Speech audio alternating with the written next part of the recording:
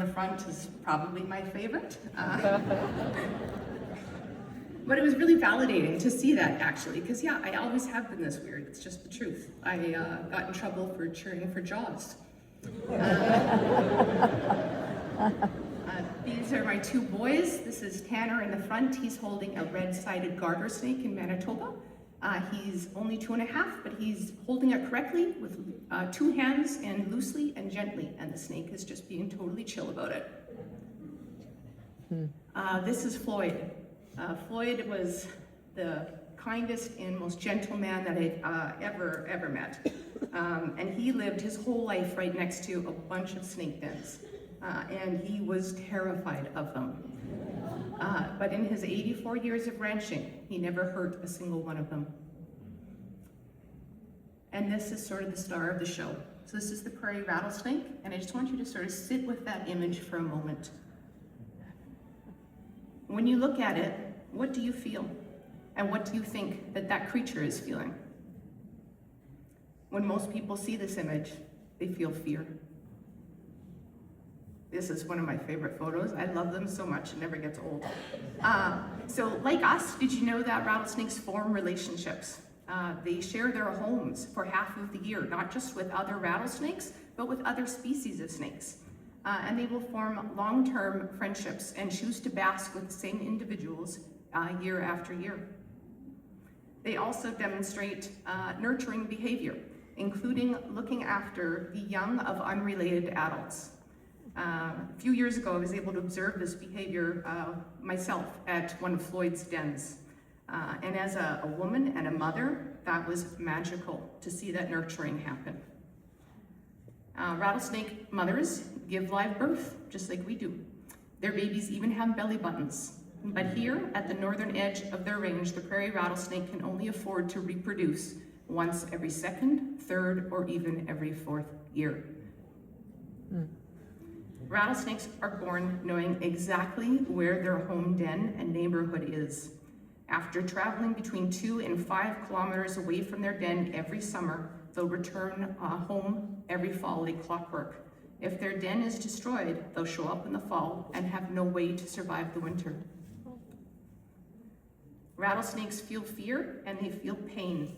They evolved on the plains of Mexico and they evolved to avoid being trampled. This is my best friend, Sandy. I met her hiking Floyd's land. She's a local biologist, and she thinks the rattlesnakes see us as just really weird looking cows, and I think she's right. Their venom, although potentially lethal to humans, is mostly for food acquisition, not defense. It can take them 2 weeks to make more venom. They don't want to waste it on us. They would rather eat. And I really don't blame them. I haven't eaten yet today, actually. Rattlesnakes are forgiving, even when being directly stepped on. A study shows that they strike less than 4% of the time. When they encounter us, they fear being trampled. When they encounter our dogs, they fear being eaten. When they encounter our cars and our bicycles, they don't have a chance. Rattlesnakes can live a long time, up to 40 years in captivity, 20 years in the wild, and they continue to learn throughout the course of their lives. They exhibit different traits, just like we do. Some are super shy and just can't deal with life, and others are super curious and inquisitive. Everybody knows what this means. This cat is scared. It's arched its back, and it's made its fur stand up to make itself look bigger. It might hiss to make itself sound louder.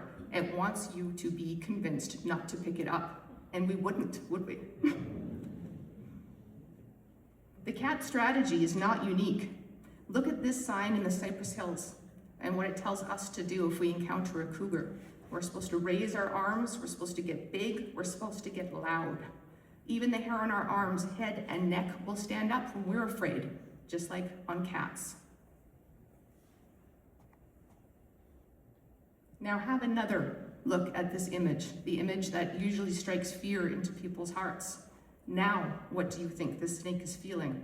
It's doing the exact same thing the cat did. It's made itself look larger, and it's shaking its rattle to make noise. They aren't that different from us.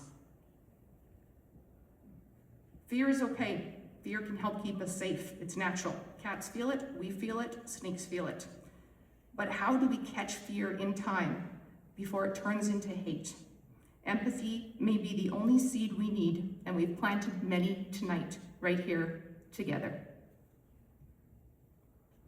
This is a sign, some of you might know it if you ride bikes around the city here.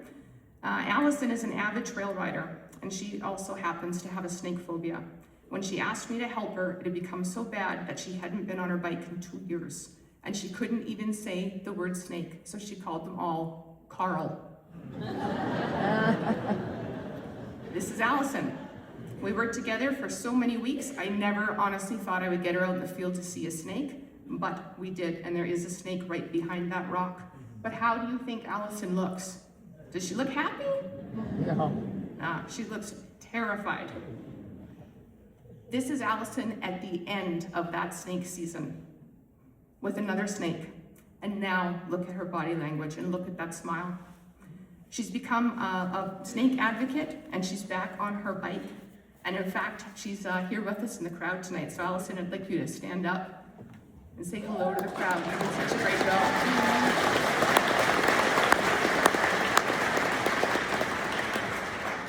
So if Allison could overcome her fear when she couldn't even say the word snake, there is hope for all of us. And that hope will extend to our rattlesnake populations too. Thank you. And how are you, snakes?